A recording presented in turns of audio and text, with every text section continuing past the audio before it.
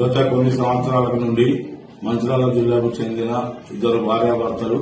కరీంనగర్లోని ఆరపల్లి వద్ద ప్రైవేటుగా ఇల్లు అద్దెకు తీసుకుని మాల్బూర్ బిజినెస్ చేసి తర్వాత ఇంటర్నల్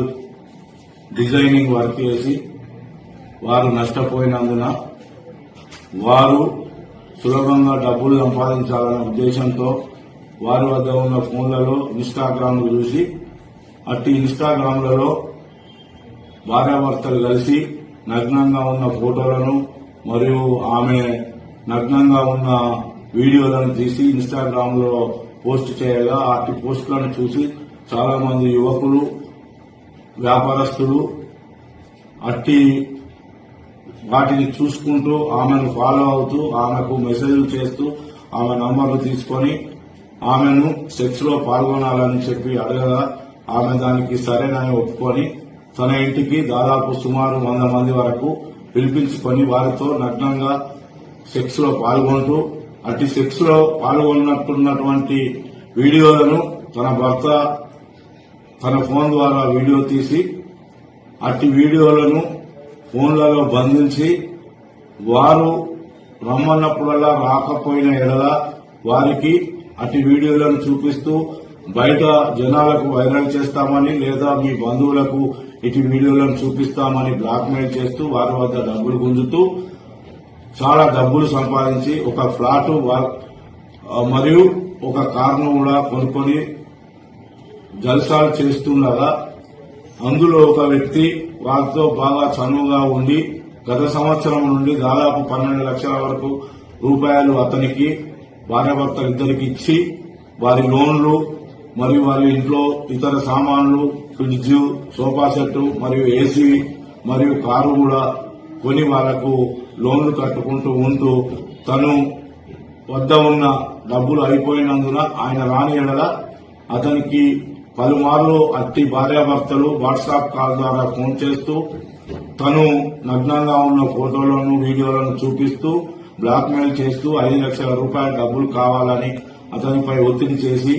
నువ్వు ఇవ్వని ఎడల నీ వీడియోలను మీ తల్లిదండ్రులకు మరియు బయట వైరల్ చేస్తామని చెప్పి అలాగే ఇవ్వకపోతే కూడా నిన్ను ఎలాగైనా ఏదో విధంగా చంపుతామని చెప్పి అతన్ని బెదిరించగా అతడు తేదీ 11/1/26 రోజున సాయంత్రం సమయంలో 1 లక్ష రూపాయల వరకు జమ చేసుకుని వారు ఎలాగైనా చంపుతారనే భయంతో సిరిపురం కాలనీ వద్ద నిలబడి ఉండగా వారిని భయపెట్టుచున్న ఇద్దరు భార్యాభర్తలు తన కారులో వచ్చి అతని వద్ద 1 లక్ష రూపాయలు తీసుకుని మిగతా 4 లక్షల రూపాయలు 2 రోజుల్లో ఇవ్వకపోతే నిన్ను ఎలాగైనా చంపుతామని చెప్పి బెదిరించి వెళ్లగా అట్టి ఫిర్యాదుదారుడు తన జరిగిన మొత్తం విషయాన్ని తన బంధువులకు మిత్రులకు చెప్పగా ఆ మిత్రులు బంధువుల సలహా మేరకు పోలీస్ స్టేషన్ లో ఫిర్యాదు చేయమని కోరగా ఫిర్యాదుదారుడు వచ్చి కరీంనగర్ రూరల్ పోలీస్ స్టేషన్ లో దరఖాస్తు ఇవ్వగా వారిద్దరి భార్యాభర్తలపై మోసం చేసి చంపుతామని బెదిరించి డబ్బులు వసూలు చేస్తున్నందున అట్టి సెక్షన్లు నమోదు చేసి ఎఫ్ఐఆర్ చేసి వారి గురించి వెతుకుతుండగా ఏసీపీ విజయ్ కుమార్ సార్ గారి ఆదేశానుసారము ఈరోజు ఉదయం మాకు వచ్చిన సమాచారంతో నా తోటి ఎస్ఐలు మరియు పోలీస్ స్టేషన్ యొక్క సిబ్బందిని కలిసి తీగల వంతెన వద్ద ఉన్న టేస్ట్ దాబా దగ్గర వేచి చూస్తుండగా ఒక ఆడ వ్యక్తి ఒక మగ వ్యక్తి ఒక ఎర్రని టాటా కారులో దిగి ఫోన్లో మాట్లాడుతుండగా అనుమానంతో మేము పట్టుకొని వారిని జరిగిన విషయాన్ని అడగగా మొత్తం విషయాన్ని క్లుప్తంగా వాళ్ళు వివరించి నేరం చేసినట్లు ఒప్పుకొని వారి వద్దనున్న సెల్ ఫోన్లను మరియు కొంత డబ్బును మరియు వారి కారును ఒక బ్లాంక్ చెక్కు 4,95,000 రూపాయల గల చెక్కును మాకు చూపించి వారి వద్ద ఉన్న ఫోన్లను మేము తనిఖీ చేయగా అట్టి ఫోన్లలో నగ్నంగా ఎంతో మంది